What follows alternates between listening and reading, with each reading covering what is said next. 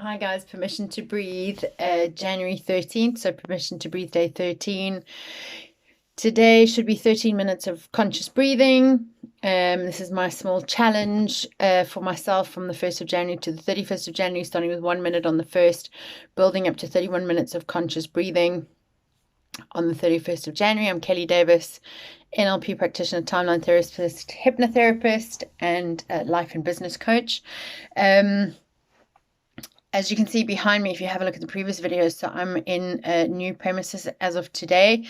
It's been a fairly hectic day, so I'm going to keep today's post fairly short, I think.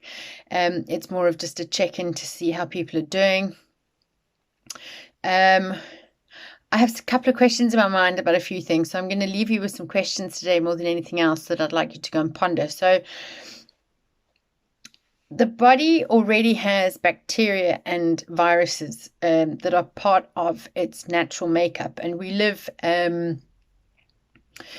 fairly harmoniously, and we wouldn't be able to live without those things. In fact, a large portion of who we are and what we are, the matter that we are made up of, is actually made up of that bacteria and those viruses.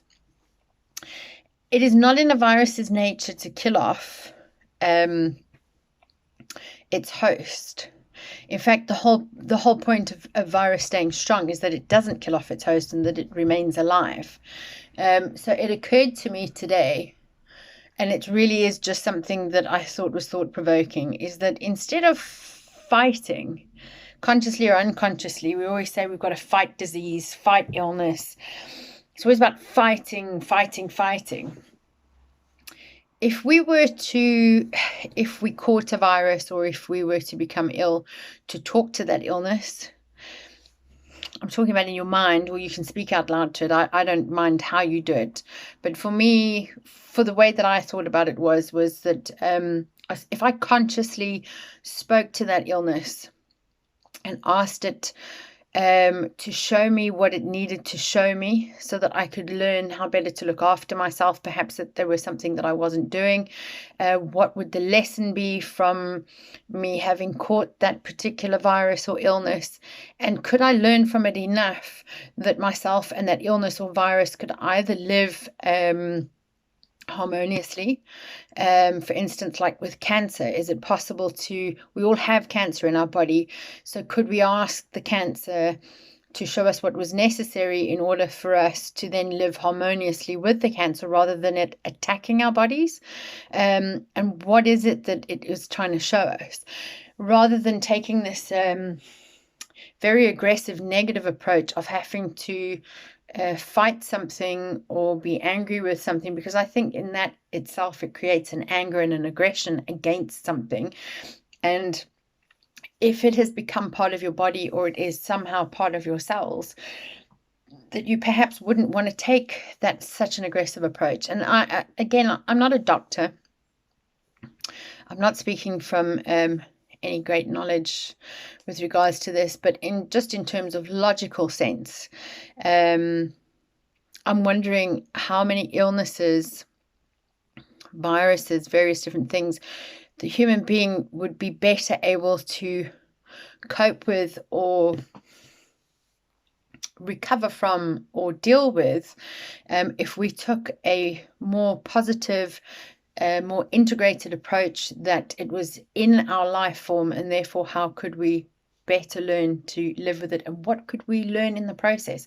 I mean, I believe all illness is some sort of like dis-ease, is a dis-ease in the body, and it's something that is out of balance and something that we are not seeing within ourselves. Our bodies have to be in a state that is able to take on a virus and become ill from it. So therefore, how do we better deal with this virus? It's a bit like the war on terrorism.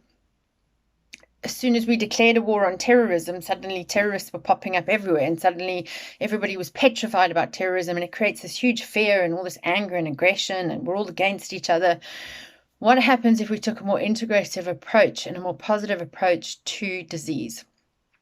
Anyway, so those are my thoughts from today. And I will catch up with you all tomorrow. I will have a lot more time tomorrow. So I will spend some more time with you, possibly introduce another breathing technique. For myself, I've got some feedback on my own techniques that I've been using, what has been working, what hasn't been working for me, and how it's been working. But I'll have a longer chat with you tomorrow. Otherwise, if anybody is looking for online therapy or support, either for PTSD, COVID, due to COVID or due to other things, if anybody's at home suffering from addictions currently and they're finding it particularly difficult because they're isolated at home, I'm interested in hearing from you, and you can certainly send me a message either via my Facebook page, Kelly Davis Coaching and Therapies, or leave me a comment via the YouTube channel. If you're interested in making a booking. And also there's a small booking app on Facebook that you can actually have that has my fees posted, and you're more than welcome to book a session.